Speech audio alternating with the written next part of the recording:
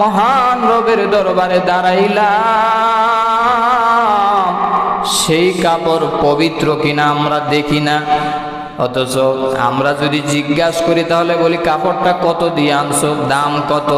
কিন্তু একটা বার ভাবে না মুসলমান, আমার পরনে যে প্যান্ট আছে, শার্ট আছে, গেঞ্জি আছে, পাঞ্জাবি আছে, এটা পবিত্র কিনা।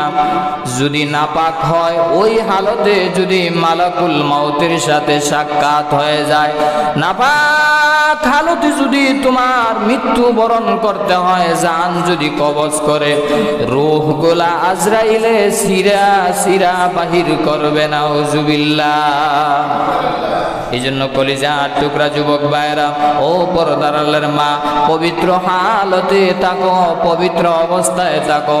পবিত্রতাকারীদেরকে মহান আল্লাহ ভালোবাসেন, পছন্দ করেন।